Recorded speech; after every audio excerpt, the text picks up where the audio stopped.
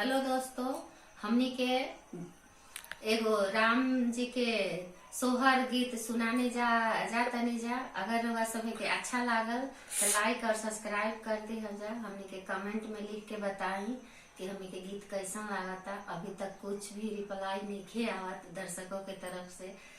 हाँ, रामचंद्र लिया ले जाना मामा